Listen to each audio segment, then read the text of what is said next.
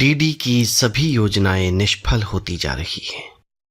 मद्रास में एक तमिल फिल्म का हिंदी रूपांतर बनाने में उसे दिग्दर्शक का पद मिल सकता था, नहीं मिला। दिल्ली से 2 सरदार फिल्म निर्माता बनने बंबई पहुंचे थे और उसने उन्हें अपनी पहचान के अभिनेता से मिलवा दिया था। संभावना थी कि उस अभिनेता को लेकर फिल्म बने और डीडी उसका दिग्दर्शक हो, किंतु ये भी नहीं हुआ। उसे महाराष्ट्र सरकार के फिल्म विभाग में अच्छी नौकरी का आश्वासन दिया गया था, लेकिन बात आश्वासन से आगे नहीं बढ़ सकी। और सबसे दुखद बात यह है कि गुलनार ने उसकी चिट्ठी का कोई जवाब नहीं दिया, किंतु उसे प्रतीक्षा है। अब भी कुछ आशा है वहां से। उसने एक और पत्र डाल दिया है गुलनार को। साथ ही उसने शास्त्री जी को सूचित कर दिया है कि मुझे यहां अपना कोई काम बनता नहीं दिखता। आप वहां किसी कॉलेज में मेरे प्रवेश का प्रबंध कर दीजिए, कहीं विलंब न हो जाए। संभव हो तो मेरे लिए कहीं ट्यूशन का काम भी देख रखिए। खैर, वो तो मैं वहां पहुंचकर भी खोज सकता हूं।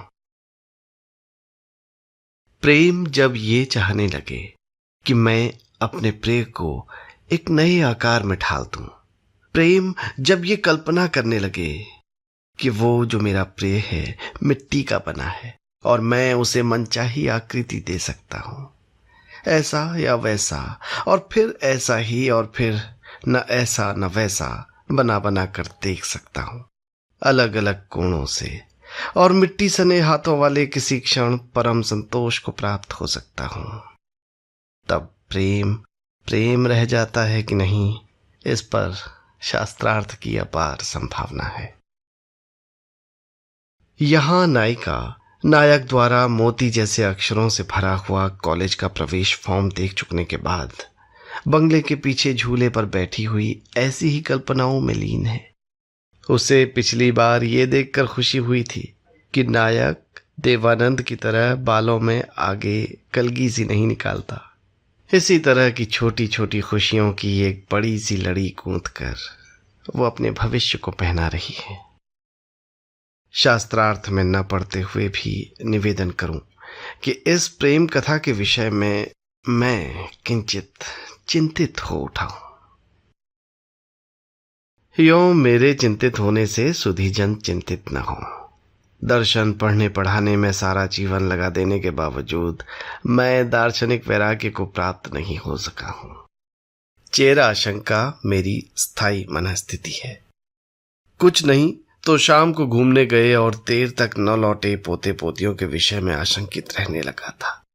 इसलिए मेरे योग्य पुत्रों ने मुझे गर्मियां बिताने के लिए यहाँ विंसर भेज दिया है, और इस एकांत में जहां मुझे मृत्यु के अतिरिक्त और किसी के आने अथवा न आने की आशंका नहीं हो सकती, मैं किसी और सिरफिरे की संस्कृत में लिखी आधुनिक कादंबरी को नए सिरे से आप सुधीजनों के हित हिंदी में रचते हुए किन्हीं अनजान युवाओं के कभी बहुत पहले के प्यार के विषय में आशंकित हो उठा हूं। इतना आशंकित कि मानवीय प्यार का अन्यतम पक्षधर होते हुए भी मैं गुलनार से सहमत होना चाहता हूं कि मानवीय प्यार और मानवीय जीवन में आधारभूत बैर है। गुलनार ने डीडी से ये उस रात तब कहा था जब उस गुड हेवंस नो ने विश्वास प्रकट किया था कि बेबी के लिए मेरा प्यार अमर सिद्ध होगा। गुलनार का पत्र आ गया है अंततः। बहुत ही लंबा पत्र है, अधिकतर गुलनार के विषय में ही। गुलनार का इधर कलात्मक कार्यों में पैसा लगाने वाले एक धनाढ्य अमरीकी पैटिलफर्ड से संबंध हो गया है। वो उसे पेरिस में एक फिल्म के प्रथम प्रदर्शन के अवसर पर मिला था। दुर्भाग्य कि ये एक रात का चक्कर सिद्ध नहीं हुआ। एक रात का चक्कर कुल मिलाकर संबद्ध व्यक्तियों के लिए अधिक श्रेयस्कर रहता है। पैट गुलनार से विवाह करना चाहता है, वो भी तलाकशुदा है। गुलनार विवाह के पक्ष में नहीं है। गुलनार के विचार से गुलनार पत्नी की भूमिका में उतनी सफल नहीं है जितनी कि सुसंस्कृत रखेल की मिस्ट्रेस के लिए ये अनुवाद बहुत उपयुक्त नहीं, लेकिन डीडी के मन ने यही अनुवाद किया है।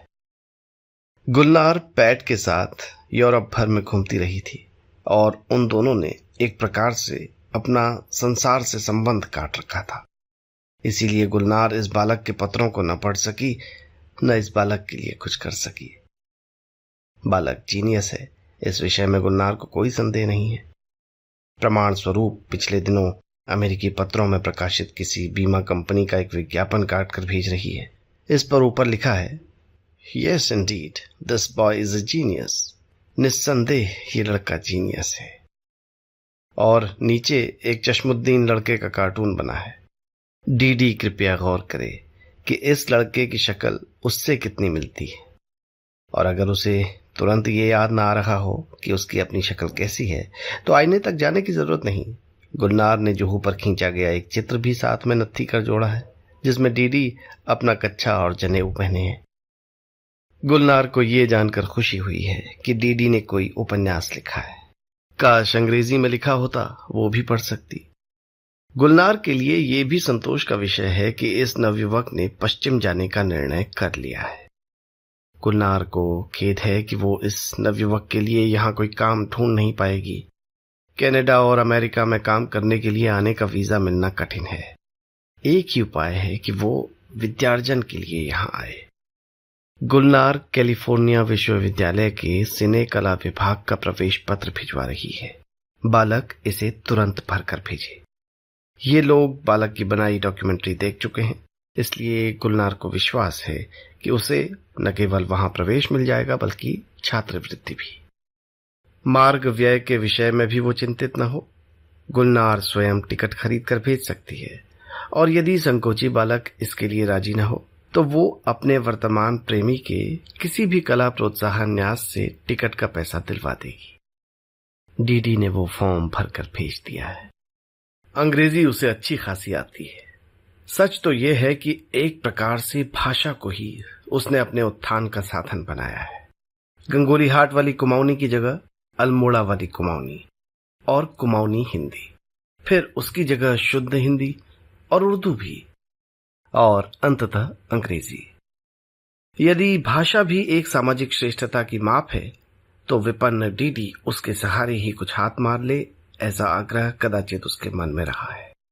यह असंभव है कि भाषाओं के प्रति उसका यह उत्साह उसकी साहित्यिक प्रवृत्ति का ही द्योतक है। खैर, तो अंग्रेजी उसे अच्छी खासी आती है, फिर भी वो इस फॉर्म को भरने के लिए विज्ञापन जगत के एक अंग्रेजीदान मित्र से परामर्श करने गया। वो नहीं चाहता था कि उससे कहीं कोई गलती हो। डीडी ने पासपोर्ट के लिए आवेदन कर दिया है। डीडी परम संतुष्ट है। डीडी से पूछा जा सकता है कि अगर तू मार्क्सवादी, क्रांतिकारी आदि है तो घोर पूंजीवाद के देश अमेरिका जाने के विषय में उत्साहित कैसे है?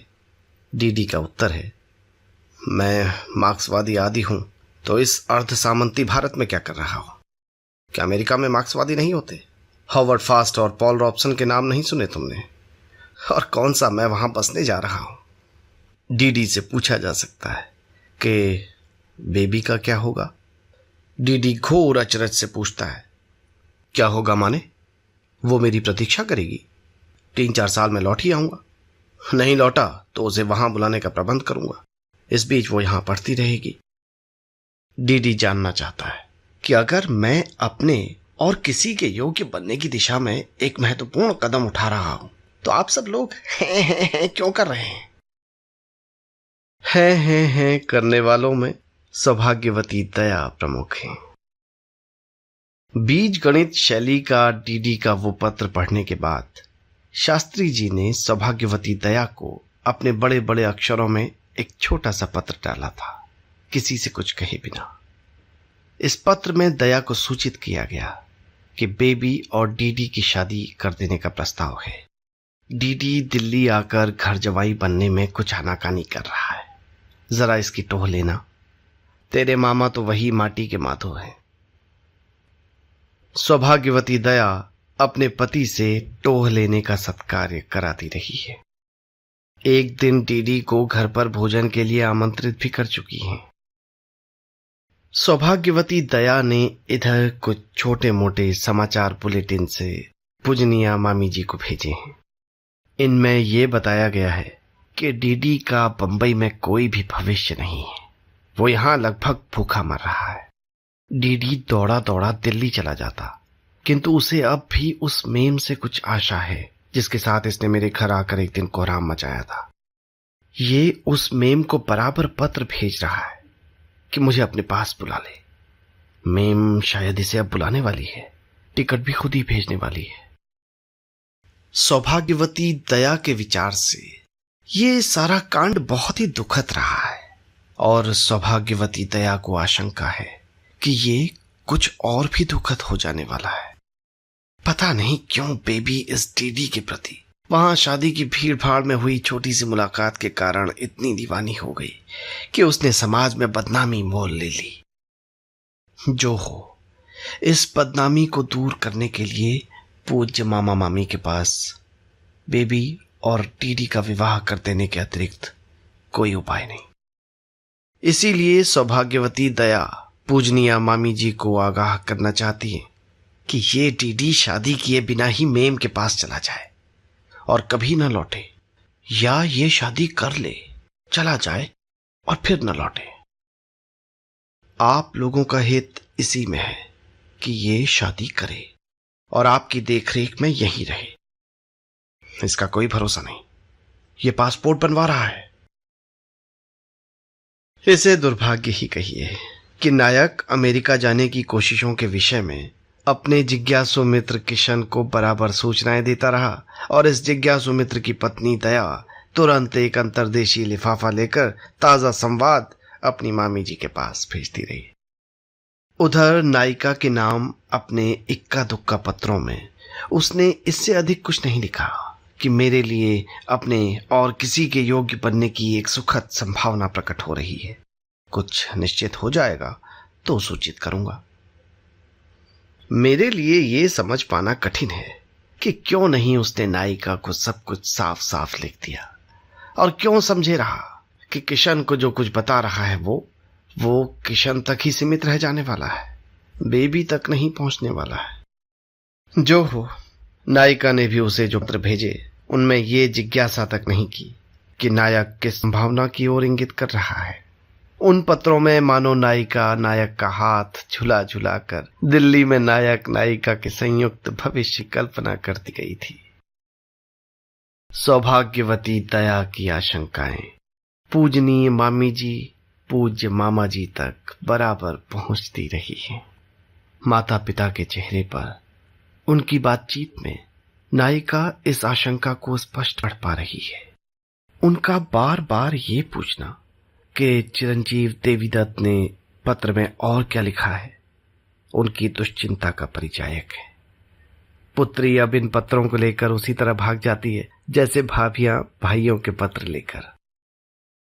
कभी स्पष्ट ही पूछ लेते हैं, अमेरिका जाने की कोई बात?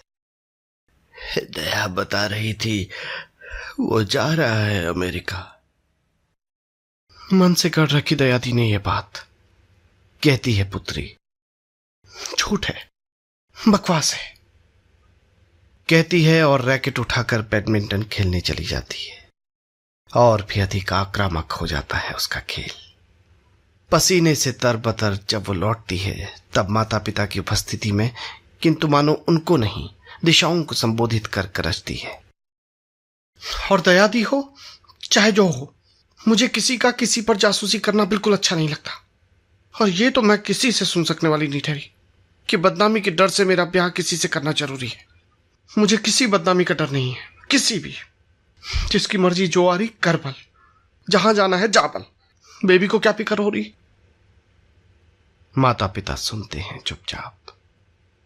उपसंहार पूर्वक कहती है पुत्री, सब बकवास है। अच्छा अच्छा, कहते हैं माता पिता और फर्श की ओर देखते हैं।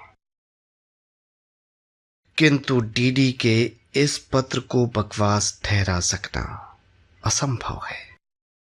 इसमें शास्त्री जी को सूचित किया गया है कि विदेश से आई जिन महोदया के साथ डीडी ने सहायक के रूप में कार्य किया था, उन्होंने कैलिफोर्निया विश्वविद्यालय के सिने विभाग में उसके लिए छात्रवृत्ति का प्रबंध कर दिया है।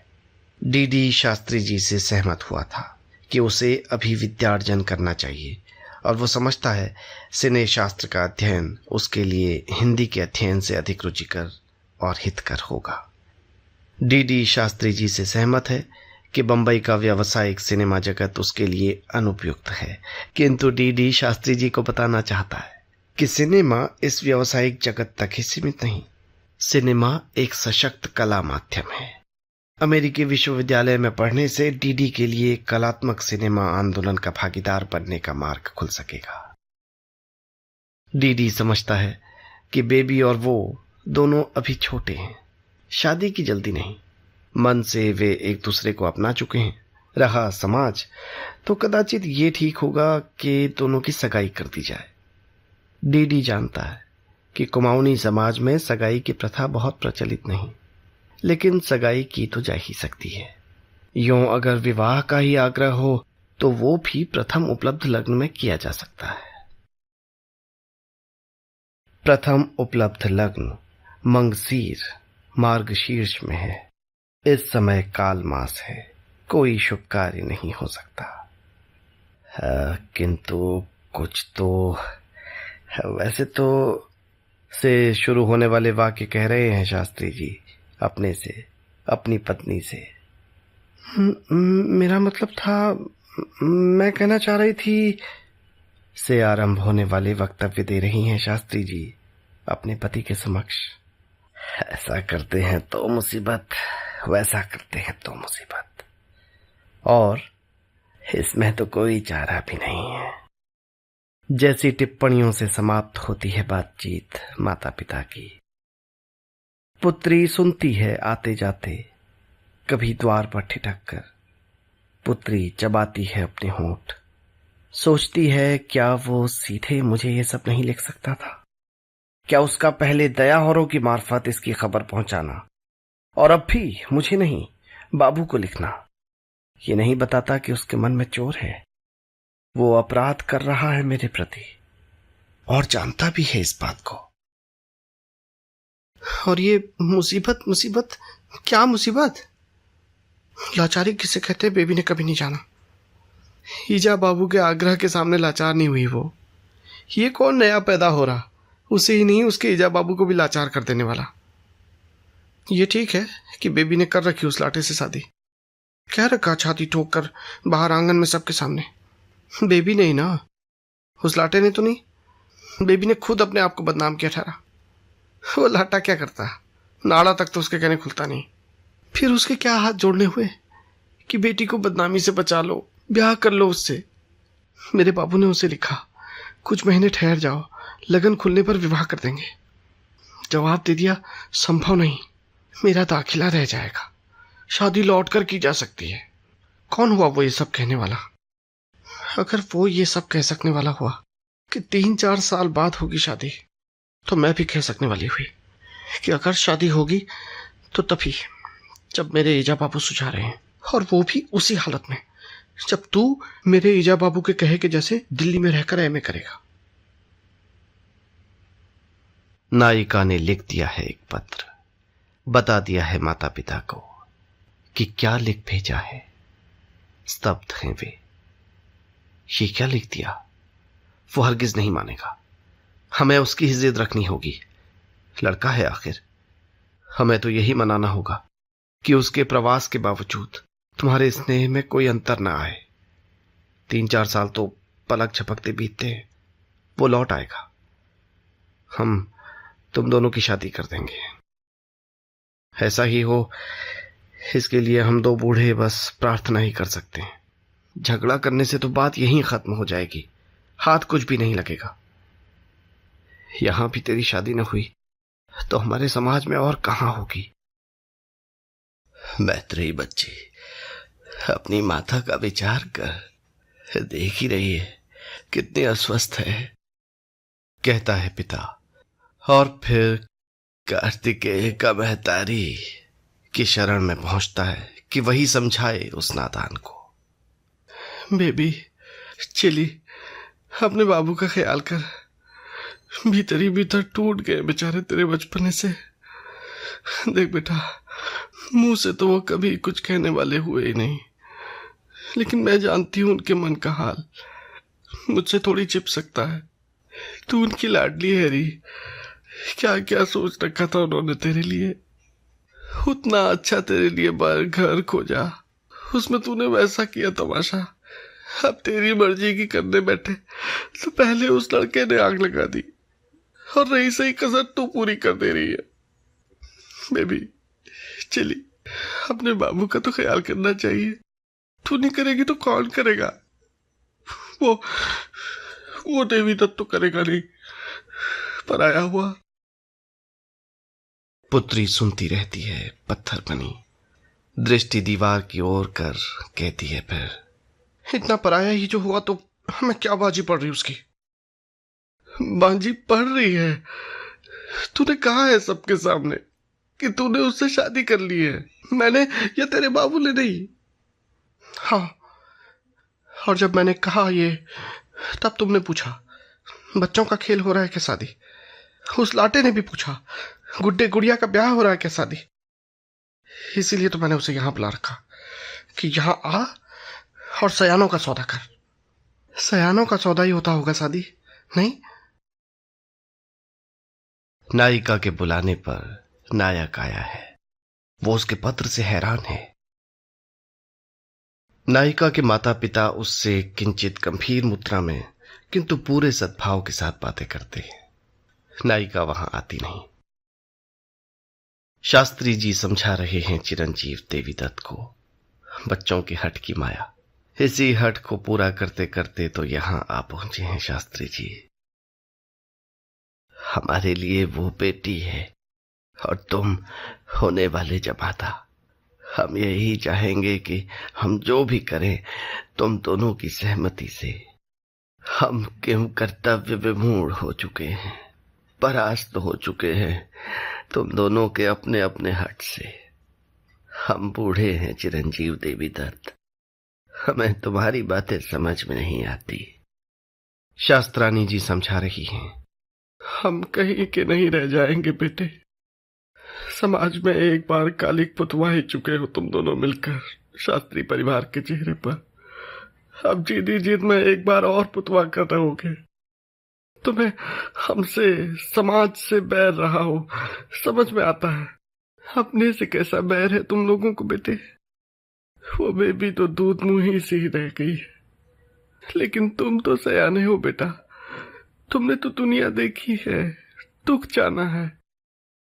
क्या तुम भी नहीं समझोगे कि जो कुछ तुम करने जा रहे हो अपनी जिद में, उससे 2 जवानियों का सत्यानाश होगा और 2 बूढ़े सदमे से मारे जाएंगे।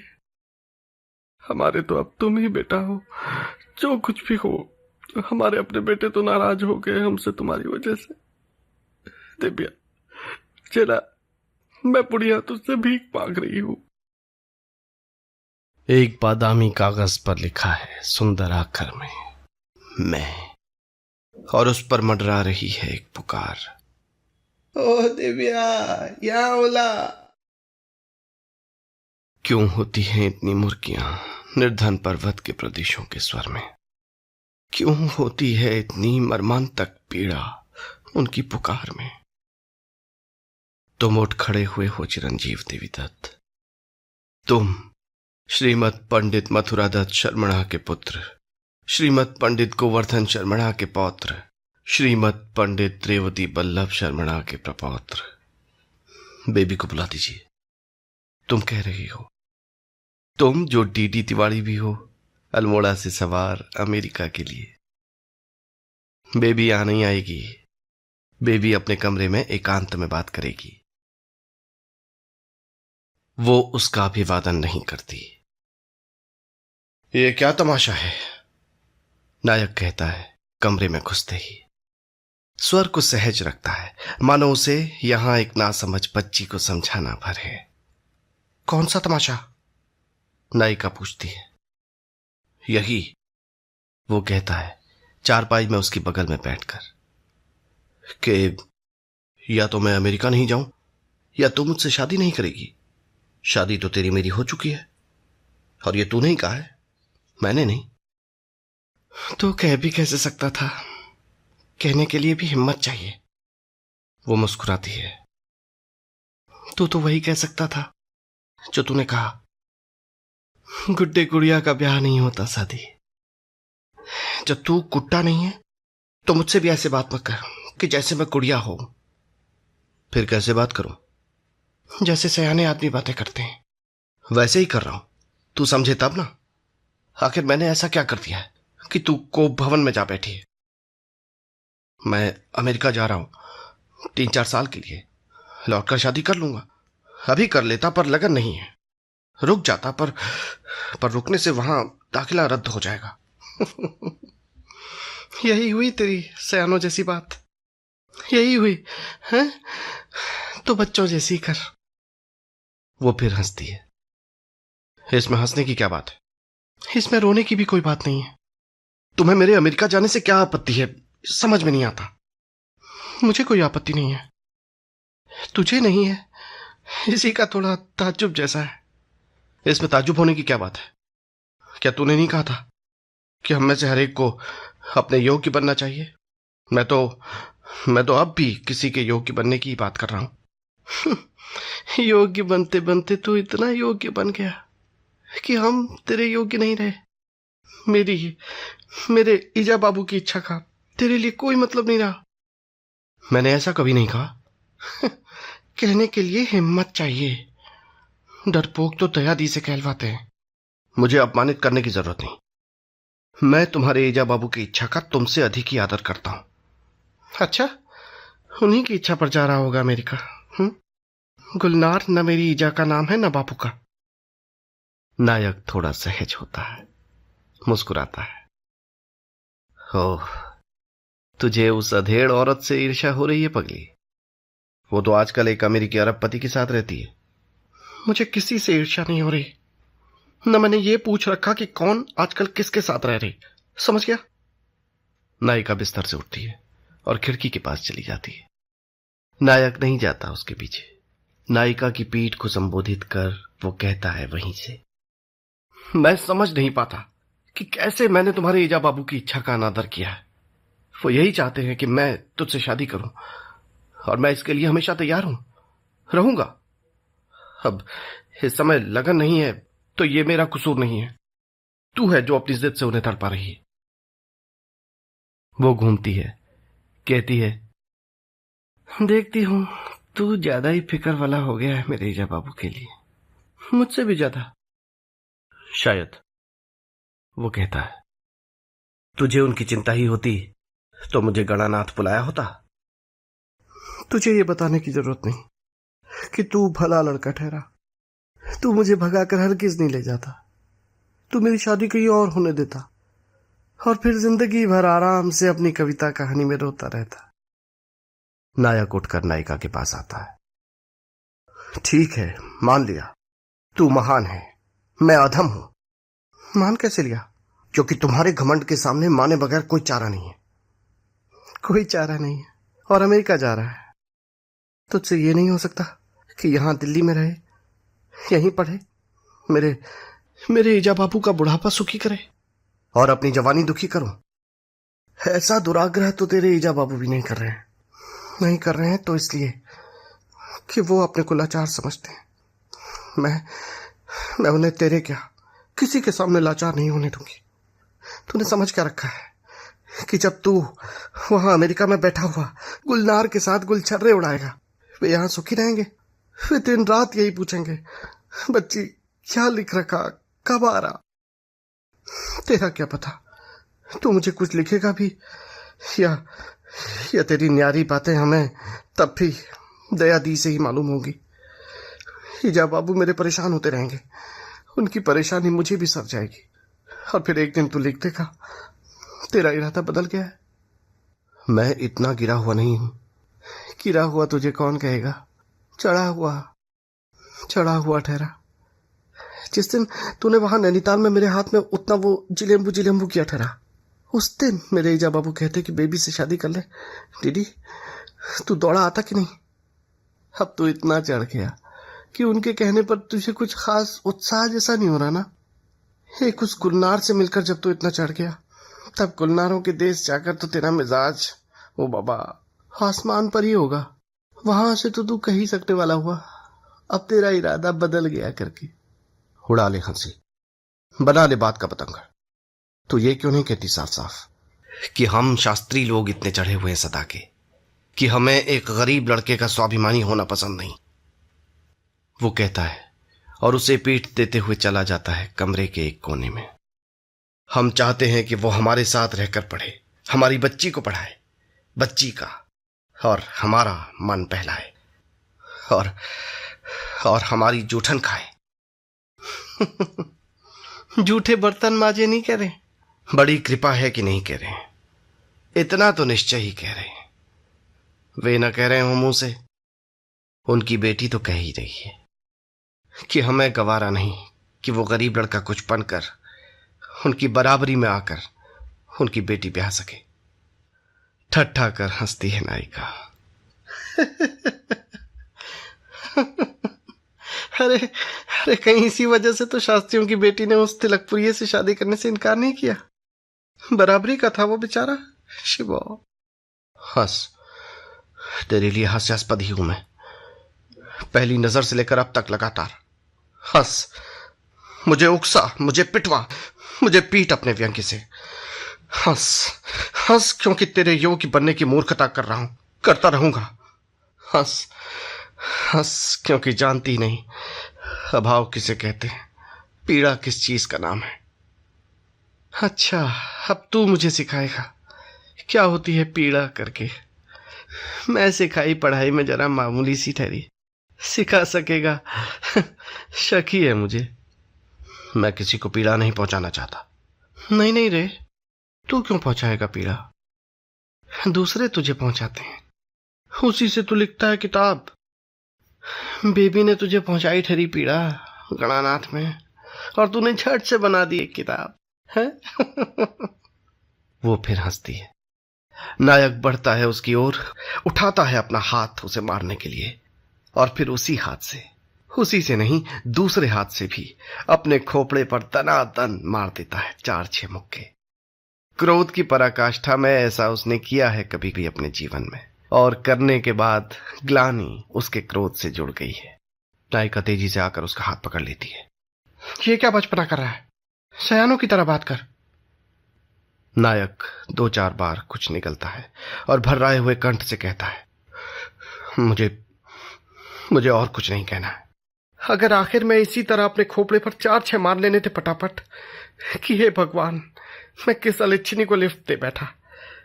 तो अलिच्छिनी से ये नहीं कहना था कि तू जीन है मेरी। जीन क्या? सिमंस, वो कहता है। सिमंस, दोहराती है नायिका। मैं तो बेबी थी रे, मैंने कभी नहीं कहा ठहरा मैं जीन सिमंस हूं। तू नहीं कहा, मैं तो जानने वाली नहीं हुई जिलेम्बू। तू नहीं जिद जैसी की ठहरी जानना पड़ेगा करके। मेरे मन में शादी की कोई बात ही नहीं हुई। मैंने तो तुझसे कहा ठहरा दयादी से कर ले शादी। मैं तो समझने वाली नहीं हुई ये बात। तूने लिख लिख कर मुझे समझाया ठहरा। जिन शास्त्रियों को तू कोस रहा है उन्होंने तो तेरे मेरे बीच का द्वार बंद कर रखा ठहरा। तूने खटखटा दिया, कहा गजब दिन रात। जीन सिमंस कहने वाला हुआ तू उधर से। कैसे कहा रे कि मैं शास्त्री होरों की बेबी नहीं, तेरी जीन सिमंस बैठी। उनसे लड़ झगड़ के मैंने खोल दिया द्वार, और अब तू कह रहा है बाद में आऊंगा करके। बाद में ही खटखटा था द्वार भी। तूने मेरे लिए बहुत कुछ किया, इससे मैं कब इनकार कर रहा हूं, और मैं कब कह रहा हूं कि इस द्वार के भीतर नहीं आऊंगा। यही तो कह रहा हूं कि भीतर आने लायक बनकर आऊंगा, जूठन खाने नहीं आ सकता। बोली मारने की जरूरत नहीं, मैंने तेरे लिए इतना तो किया ही कि तू उस खुले द्वार के बाहर खड़े होकर बोली मारने लायक बन सका। लाता जूठन खिलाने को कह रहे हैं शास्त्री लोग। जूठन कोई किसी को नहीं खिला सकता रे जबरदस्ती। जूठन खा सकते हैं लोग बाग मजबूरी में, जूठन खाने वाले हुए लोग माया में। तू शायद मजबूरी में खाते खाते ये जान ही नहीं सका माया में खाना क्या होता है करके। नायक एक सिगरेट सुलगाकर खिड़की पर जा खड़ा होता है। सिगरेट के कश लेते हुए वो गिनता है उन घरों को जिनकी जूठन उसके भूखे मुंह में गिरी है, जीरे जैसी दिखने वाली मक्खियों समेत। फिर वो जा खड़ा होता है वस्तुतः एक खुले द्वार की देहरी पर, और कहता है, हाँ मैंने जूठन खाई है, मजबूरी में। रही माया, तो वो कभी किसी को जूठन खाने के लिए मजबूर नहीं करती। तू बराबर मुझसे कहती आई है कि ऐसा कर वैसा कर। अब एक बात मैं कह रहा हूं कि 3-4 वर्ष मेरी प्रतीक्षा कर, तो तू इतना तूफान मचा रही है। ऐसी बहस से कोई फायदा नहीं जिसमें एक व्यक्ति दूसरे को हर तरफ से गलत साबित करने पर तुला हुआ हो। मैं एक सीधी सी बात कहने आया था कि झगड़ा मत कर। मेरा अपने ईजा बाबू का दिल मत दुखा। देख, अभी सगाई कर लेते हैं, मेरे लौट आने पर शादी हो जाएगी। चित भी मेरी पट भी मेरी वाली बहस करना मैं क्या जानूंगी। वो तो तुम बुद्धिमान लोग जानने वाले हुए। तुम्हारे लिए ठहरी दुनिया हर तरफ से गलत। मैंने इतना ही कहने को बुलाया था कि जो तू खुले द्वार से किसी भी बुद्धिमानी की बात से मुझे पहला कर यूं जाना चाहता है, तो यही सोच कर जा कि हमेशा के लिए जा रहा है। मूर्खों जैसी बात कर रही है तू, जानती नहीं क्या कह रही है। बुद्धि का इतना घमंड ठीक नहीं रहे। एक दिन देखना, एक दिन मैं भी सीख लूंगी तेरा जैसा बात करने का ढंग। कैसा जता जाता होगा तू अपनी भलमनसाहत में अपने भोलेपन में, कि बाकी सारी दुनिया ने तेरा कुछ गाड़ रखा तुझसे कर्ज, और उसे तुझसे माफी मांगनी चाहिए। फिर उठाता है नायक हाथ, किंतु मारता नहीं वो, न उसको न अपने को। झटक देता है विवशता में और कहता है, ओफो, मुझे एक महत्वपूर्ण अवसर मिला है। तू समझती क्यों नहीं? कोई मामूली चीज नहीं है कैलिफोर्निया विश्वविद्यालय में सिने कला सीखना। मैं अंतरराष्ट्रीय सिनेमा जगत में पहुंच सकूंगा। हम दोनों सारी दुनिया घूमेंगे फिरेंगे। फिर अगर कोई भी चीज इस खुले द्वार से ज्यादा महत्वपूर्ण होगी, मैं क्यों किसी के साथ कहीं घूमूंगी? देखो, अवसर वो अमेरिका ही ठहरा, मैं नहीं ठहरी। बच्चों जैसी बातें कर रही है तू, बच्चों जैसी जिद नहीं। मैं तेरे जैसे सयानों जैसी बात और जिद कर रही हूं। तूने नहीं कहा ठहरा? मैंने घोड़े की जीन सपनों में सजा रखी थी बेबी। अगर भगवान ने तुझे घोड़े की जीन जैसा बनाया ठीक, तो मेरे लिए ही बना रखा होगा। कैसे मनवा ली तूने अपनी वो बात? वैसी मैं कह रही हूं, कोई आग लगा अमेरिका तेरा अवसर नहीं है। तेरा अवसर है ये बेबी, बस। तू इस अवसर को छोड़कर नहीं जाएगा। मैं कहूंगी तो नहीं जाएगा ना, है ना लाटे? वो अब लगभग चिपक कर खड़ी है नायक से। नायक की हथेलियां थामी हुई हैं नायिका की बाहें। वो देख रहा है कनखियों से कि वो देख रही है उसे गर्दन पीछे झुकाए अपलक। वो चाहता है कि हथेलियां उसकी बाहों से हटाए और फिर भर ले उसे अपनी बाहों में। वो चाहता है कि बाहों में भरे भरे ही कचूमर निकाल दे उसका और अपना, कि न कोई हिमालय हो, न कोई बादामी कागज वाली कॉपी, न उस पर मोती जैसे आंखर में लिखा हो मैं, और न हिमालय से टकरा टकरा कर लौटती कोई मुर्कीदार पुकार। न कोई स्मृति हो, न लालसा, न कोई पीड़ा हो, न आकांक्षा, केवल क्या हो? मृत्यु। वो पूछ रही है नायक के सीने में चेहरा छिपाते हुए। अगर मैं कहूंगी मैं हूं अमेरिका, तो मैं ही अमेरिका हो जाऊंगी तेरी, है ना लाटे? नायक अपनी एक हथेली उसकी पीठ पर रख देता है। वो चाहता है कि किसी चमत्कार से फिर तर्क की सीमा में लौट आए, और वो तर्क इस प्यारी सी लड़की को मान्य हो जिसके उरोज मेरी निचली पसलियों को दबा रहे हैं। वो कहता है, तू अपने को मेरी जगह रखकर क्यों नहीं देखती? नायिका कहती है, तेरी जगह मेरी जगह से अलग हो ही नहीं सकती, और जो होती हो तो तू अपने को मेरी जगह रखकर क्यों नहीं देखता? वो समझती है कि अब जब मैं हृदय से लगी हुई हूं इसके, ये भी मुझे हृदय से लगा लेगा, और मियाँ बीवी के इस सदा ही लगे हुए झगड़े को भुलाकर हम दोनों मेरे ईजा बाबू से कह सकेंगे कि हम मियाँ बीवी हैं। तलाक की बात तुमसे कौन कह गया? नायक किंतु अपनी जेब से सिगरेट निकाल रहा है, सुलगा रहा है। उसे बोध हो रहा है इस बात का कि दो जन हों तो भी बहुत दम घूंट भीड़ भाड़ सी हो जाती है। क्या प्यार करने के लिए मर जाना या मार देना कुछ जरूरी सा है? आत्म की एक तरफा हत्या की अनिवार्यता से बचने के लिए क्या दोनों इकट्ठा मर जाएं? पर्ची छोड़ जाएं कि हम दोनों मर जा रहे हैं, ताकि हमारा प्यार तुम लोग जीवित मान सको। जब हम ही मर गए तब हमारे प्यार का क्या अस्तित्व? ऐसा हो कि हम जीवित रहें, हमारा प्यार जीवित रहे और सारी दुनिया मर जाए। वो दुनिया जिसमें हम दोनों का अपना अपनापन भी शामिल है, जिसके होने से दो जन भी मिलकर भीड़ ही बनाते हैं। किंतु दुनिया मर कैसे सकती है? तब क्या प्यार का यही मतलब है कि कोई एक व्यक्ति किसी और एक व्यक्ति के समक्ष अनाम सा गुलाम बनकर खड़ा रहे? नायक सिगरेट पिए जा रहा है, नायिका सूंघ रही है धुएं की गंध, अच्छी लगती है उसे।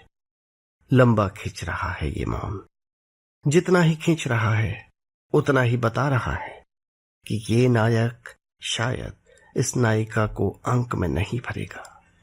ये नायिका अपना चेहरा हटाती है इस नायक के सीने से, थामती है उसकी बाहें हथेलियों में और कहती है, देख, तू अगर मुझे छोड़कर जाना ही चाहता है तो अपना मन कच्चा झनकर, ये ले मेरा हाथ, हैंडशेक कर।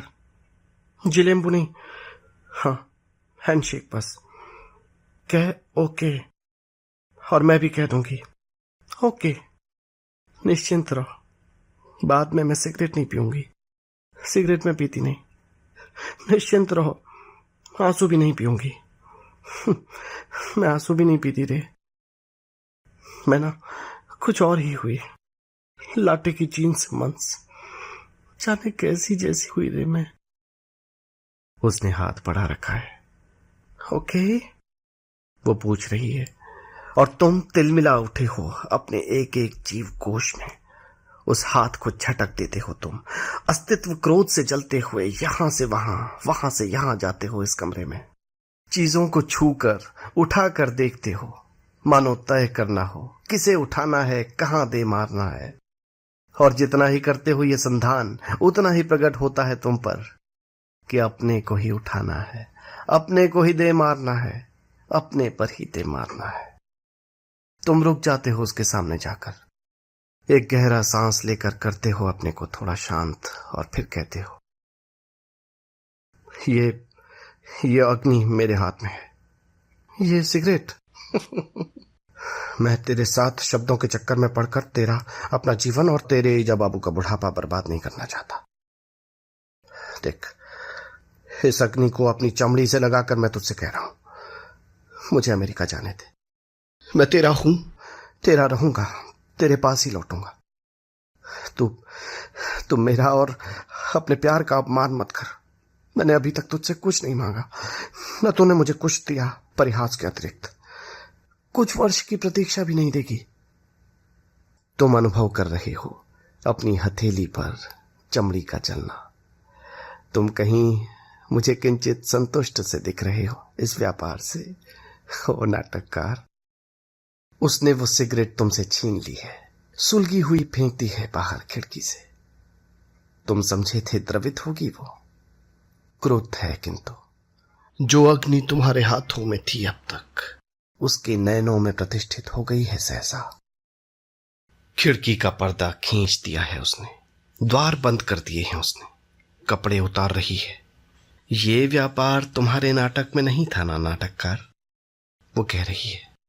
मर्द की तरह बात कर, सिगरेट से कोई जल मर नहीं रहता उलाटे।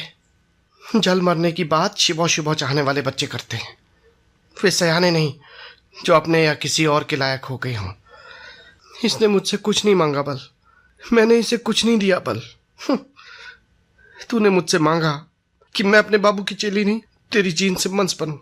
मैंने दिया ये तुझे, मैंने अपने को दिया ठहरा तुझे। कोई मजाक बात ठहरी? मैं तो तुझ पर ही हंसी, तू तो मेरे प्यार पर हंस रहा है। और वो रोते रोते हाय बाबू हाय ईजा करते हुए। नहीं दिया जाने कहने को मैंने एक वही नहीं दिया जो मेरे कपड़ों के नीचे ठहरा। वो नदी, पर्वत, जंगल, सूरज, चांद, फूल, पत्ती जैसा जो होगा जिसकी तू कर रहा था बात, वो भी दिया है रे, सपनों में, अकेले में। जो तू कहता है वो देना नहीं हुआ। मेरे देखे नहीं दिखते वो नदी, पर्वत, जंगल, सूरज, चांद, फूल, पत्ती जैसे जो भी होते होंगे, तो खुद देख और मुझे बता कौन चीज कहाँ है करके। उस तरह मुंह करके क्यों खड़ा हो रहा? देख तो लाटे, देख तो कहा। बता कि तू आमने सामने भी वैसा ही होता है जैसा मेरे सपनों में। नायिका ने पकड़ लिया है नायक का हाथ। वो उसे ले जा रही है बिस्तर की ओर। वो जा रहा है जैसे वो नहीं, गंगोली हाट मंदिर की बलि का बकरा हो। उसे ये शायद अपने चरम अपमान की घड़ी मालूम हो रही है। कम से कम उसके चेहरे पर तो 50 जूते खाए होने का ही भाव है। उसके आक्रोश और आवेश का वो जल दानव उदासी के गहन सागर में डुबकी लगाकर कहीं तल में जा बैठा है। नायिका लेट गई है बिस्तर पर, कह रही है, हाँ, ये है वो जिसे देखना चाहा था तुमने, बोध के उसी आह्लाद से जिससे देखते हो वन, पर्वत, सरिता, सूर्य, चंद्र, तारक, फूल, पत्ते, घास। क्यों इसे देख रहे हो ऐसे, मानो ये तुम्हारी प्रियतमा की जीवन तप्त देह नहीं, तुम्हारी अस्मिता की धधकती चेता हो। वो कह रही है, जो तू मेरा मर्द है तो आ, भोग लगा ले मेरा। जाकर कह दे मेरे ईजा बाबू से, शादी तो हो ही गई थी गणानाथ में, चतुर्थी कर्म भी हो गया भले यहाँ, और अब मैं कहीं नहीं जा रहा अमेरिका, यही रहूंगा दिल्ली में। या वो पसंद ना हो तो कह दे कि ले जाऊंगा आपकी लाडली को बंबई, और देखूंगा कैसे नहीं रहती मेरे साथ वहां परेशानी में। और जो तू मेरा मर्द ना हो, खाली वैसे ही मर्द हो, तो भी आ और शकुन कर जा लाटे। और जो तू मर्द ही न हो, ऐसा नहीं कहा है उसने, लेकिन सुना है तुमने, तिलमिलाहट से मर गए हो तुम। नहीं, ऐसा जान समझना कि भोग लगाकर तू अमेरिका चला जाएगा और नहीं आएगा तो मैं बुरा मानूंगी। मेरी तरफ से सब ओके ओके। तेरी मेरी शादी सयानों की तरह होगी या नहीं इस मंगसीर में, ये अलग बात है। उसका इस नदी, पहाड़, जंगल से कोई मतलब नहीं ठहरा।